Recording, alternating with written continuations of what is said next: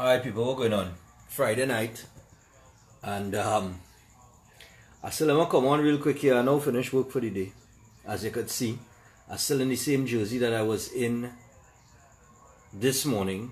Daniel and I, as we did the show breaking down this morning with the t-shirts mark. But my own is I support the 1%, and Daniel's own was we support the 1%. And been getting a lot of questions from a lot of people saying, Stefan, where's that one, boy? I mean, you support what you were doing wearing that jersey, boy. I support the 1%. Look at here.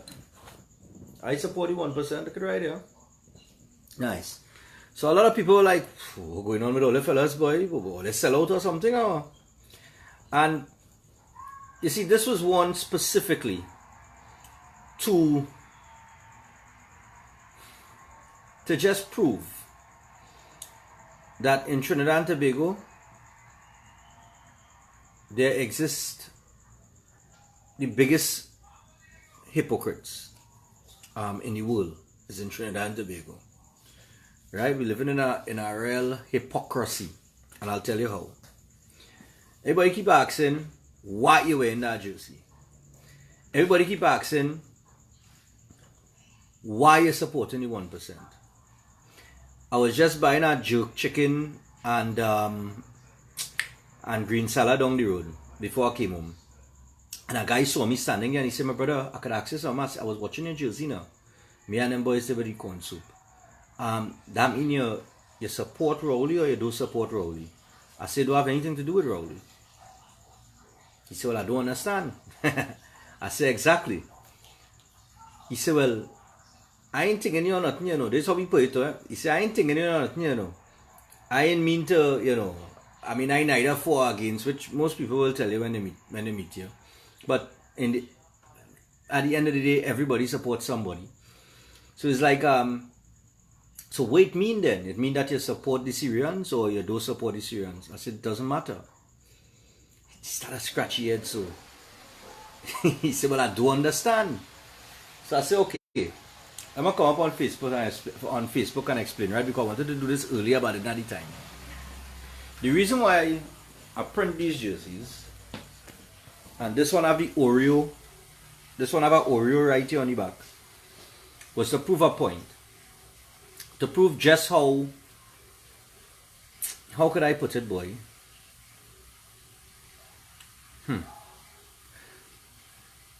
I don't want to use the word hypocritical again, but it proves that Trinidadian people don't like to face the truth. This jersey here and this saying, I support the 1%, is as much truth that you could get today. And I'll tell you why. The Syrian community, which we call the 1%, right? They own almost every single business you could think about in Trinidad and Tobago. They own the majority of property in Trinidad and Tobago, the prime real estate, prime property. So there's a reality check for people. To all the people who say, why are you wearing this? As you can see in my description, the question isn't why, the question is why not. Because at the end of the day, every single person that asks me why I wear this jersey, every single one of them supports the 1% in one way or the other. Whether directly or indirectly.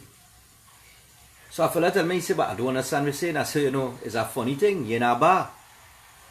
You're drinking a beer. Who is Carib? Snappy, watch me so. I say, ever drink Johnny Walker Scotch? White Oak?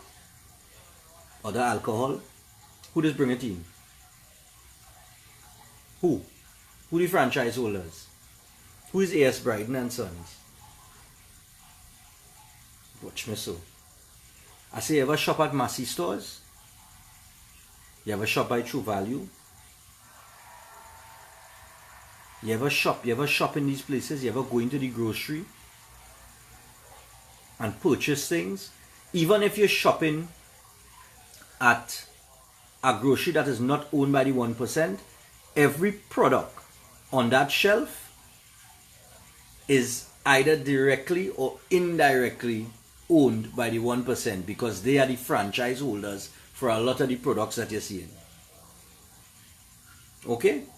So my point is, they came here and they realized that, hey, these people sleeping, they're wide awake in our dream. We could capitalize here.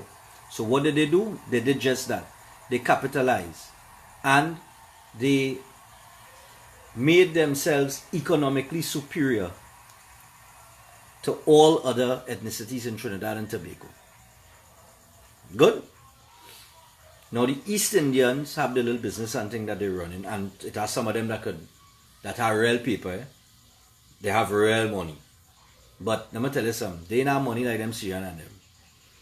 The Syrians, and the description there is why not? Why not support the 1%? Why would I not support a people as progressive as the 1%?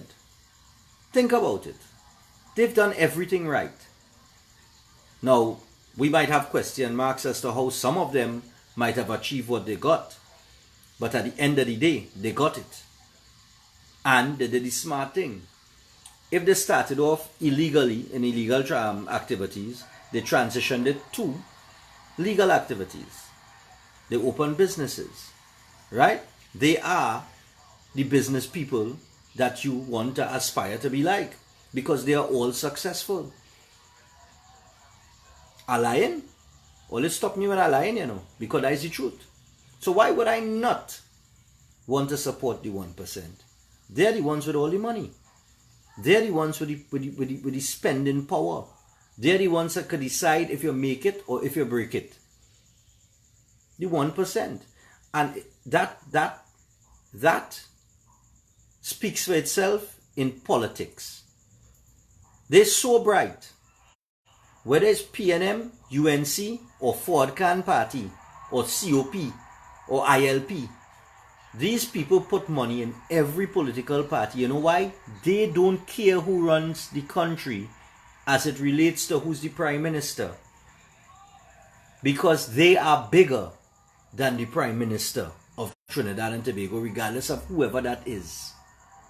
They own media too. That's right. Good. They own insurance companies. When you purchase a vehicle, you have to insure it. Who you have to go to? The 1%ers. Good. But they're so intelligent, they don't favor African or Indian. They will give the PNM money, they will give the UNC money. And whichever one the jackasses vote for, they inside still. So while all is still scrambling on the ground, arguing amongst each other, whether you should have an African prime minister or an East Indian prime minister, the 1%, being the intelligent business people that they are, laughing all the way to the bank because they just finance both. And they're going to reap the benefits from their investment. Because they've made an investment. And they don't care if it's Keith Rowley or Kamala Prasad. But we care. We care now because we still have to identify with that person. African people have to be able to identify with an African leader. Indian people still have to identify with an Indian leader. And the 1%ers don't care. They care about the bottom line. Making money. Right? Well, Wendell, Kamala could say all she wants. But the 1% do support the UNC. I guarantee you, the 1%ers just put money in the UNC. And I guarantee you, if they want to get rid of Keith Rowley, or they want to get rid of the PNM, and they want to go back UNC, Kamala ain't turning down the money. I could guarantee you that, Daddy. Trust me on that. They all take money from the 1%. All of them. They could say what they want. But what I will give Wendell, Black Sunny, what I will give you is this. Over time, the East Indians have built themselves in a manner where they could stand up economically, where they have their own support structure. So you have a lot of East Indian businessmen that pumping money into the UNC. So they really don't bong for the 1% paper. But make no mistake, they can in no way compete with the kind of money the 1% have. You understand? The 1% will beat them in a financial battle any day. But they have enough of a structure in place, a support structure in place to pump money into the UNC to run a campaign. The East Indians. Or the Indians, or whoever. Alright? But the Syrians and them is pump, them don't care. My point is, regardless of if they're giving Kamala money, they don't care. At the end of the day, they're going to reap the benefits. Because that's how bright they are. So why not support that? Why not support people who came here, realized that all was asleep, developed themselves, became the premier ethnicity in Trinidad and Tobago, and then hires you? Almost every single person in Trinidad and Tobago works for the Syrians. They're putting food on your table. They make sure you have a check when the end of the month comes. These are the same people you have to go and look for employment by. It's the 1%. But yet, we want to Mario Sabga jump up and say something and everybody against the 1%. But how have we shown that we are against the 1%? What have we done to send a clear message that, hey, you don't have the power, we do? What have we done? What have we done? Absolutely nothing. The only thing we've done is talk. So when I wear this jersey this morning, saying I support the 1%, it's because I do. The banks, yes, they have the banks too. I support the 1% in one way or the other, whether directly or indirectly, people. Everybody does. Some people may not want to admit it because they just want to talk and argue and study everything that's been done wrong to them instead of trying to figure out and working towards fixing the problem, one, and then building themselves up. Somebody asked me the other day, how many black businessmen it have? Millionaires, real millionaires. Beside William Monroe. How many real black, you could count them on your hand? You could count them on your hand. On your hand you could count them. Very few. Because while the Syrians were studying business, everybody else was studying to party and have a time. Everybody was studying distractions. Nobody was on that. And like I say, we could say what we want. Anybody who ever buy a KFC, you support the 1%. You understand what I'm saying, people? So don't see me in this jersey and get the wrong idea, you know. This is the truth. I do support the 1%. Because that's the way of life in Trinidad and Tobago. And anybody who found this offensive, you're a fool. Anybody who thought I sold out, you're a bigger fool. Because every single day you take your money and you go and you support them. And you know why you support them? Because there is nobody you could identify with that you could support. And that is real. And don't tell me you're going to buy roti and support the Indians, because let me tell you something. That is one. Roti and doubles is one small. Well, it's a big market, but it's very it's minor in comparison to the kind of conglomerates these people have built, and the amount of property these people have acquired over a period of time. You understand? When everybody wanted a dollar in their hand, and they take the offer and sell out a little piece of property all over the place for a little 40,000, 50,000 back in the day, or maybe even less, maybe $2,000 or $3,000. When they were selling off the property for that, look how much the property worth today. Real estate, that is the next thing they own to. The 1%, real estate. Real estate. Just come down by Royal Bank where it was in St. James by the corner of Bonds Road and look at the sign. Massey Real Estate. Call so and so number. They are the ones selling that property. You understand? Real estate, they into that too. And that's a big market that plenty of people don't even pay attention to, real estate. So while we was hungry and want to sell off our land back in the day, we didn't have the vision to see what land would have been worth in 2010 or 2018 or 1990 or 1995. A man with a piece of land worth $2,000 back in 1975. You feel he was studying or he ever thought when he sell it that land today could be worth 1 point something million or $2 million? Never.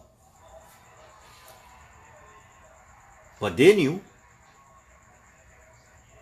or they didn't know, or they weren't sure, but they were willing to take the risk and make the investment,